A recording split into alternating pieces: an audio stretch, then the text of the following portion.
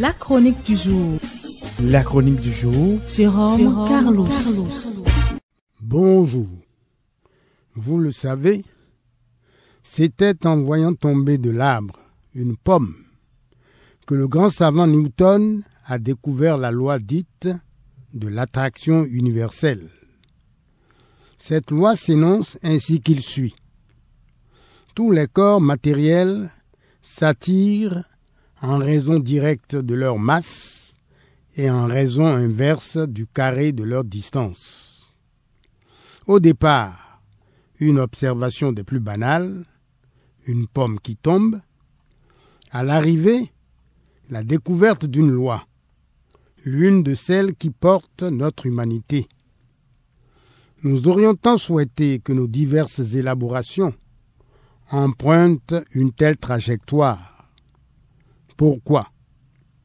Les Béninois actuellement et dans leur immense majorité observent que les temps sont durs. La faim, disent-ils, est à nos portes. Les denrées de première nécessité, insistent-ils, sont de plus en plus chères.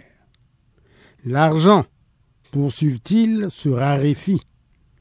Les agos, concluent-ils, perdent de leur éclat.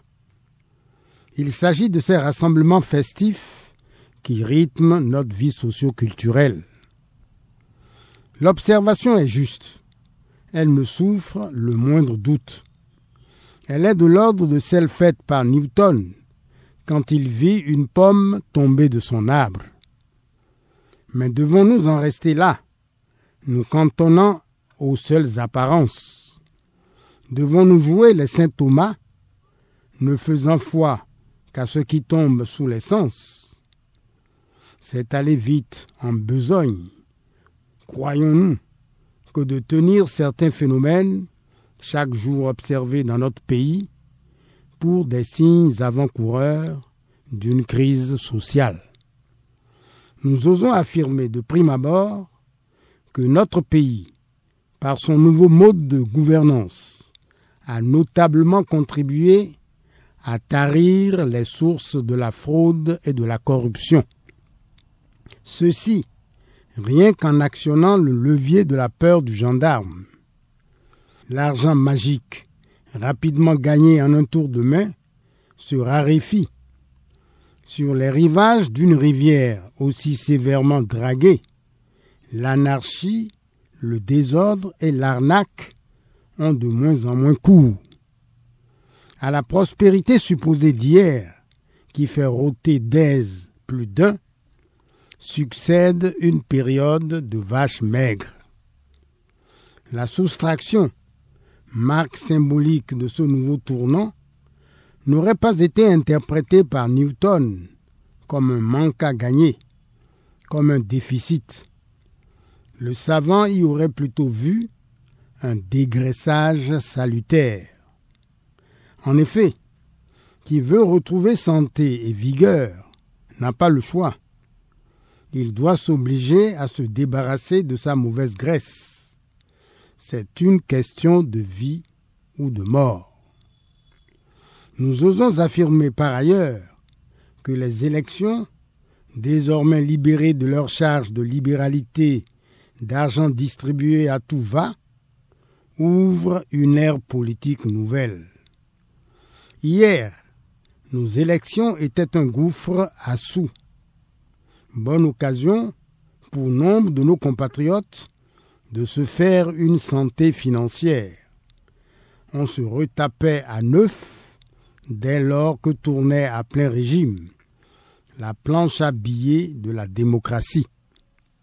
La surabondance, marque symbolique de ce temps des abus en tout genre, n'aurait pas été interprétée par Newton comme un facteur de progrès.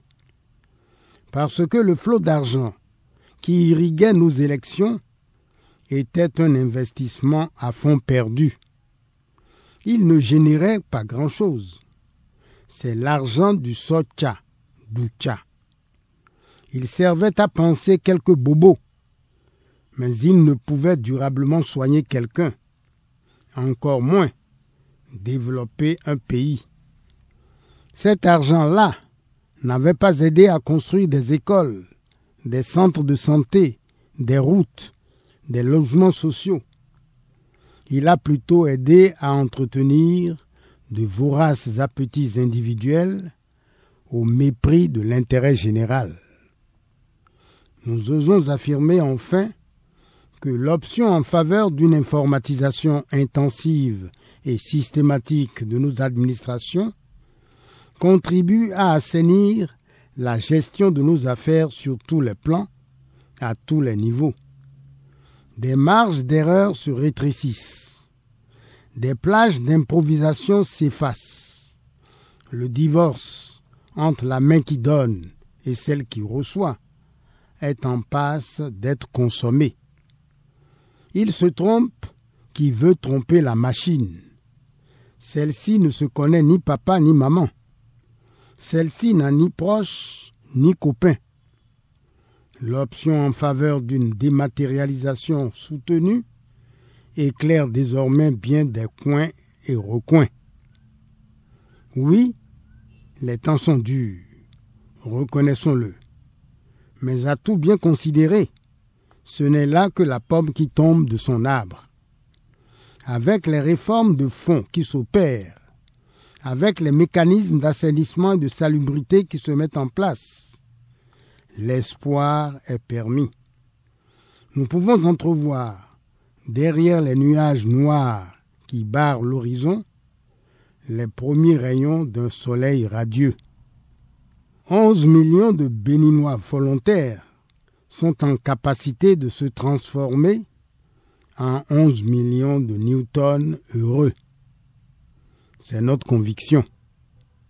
Merci pour l'attention et à jeudi prochain.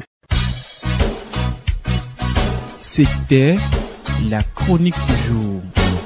Retrouvez la chronique sur www.capfm.com.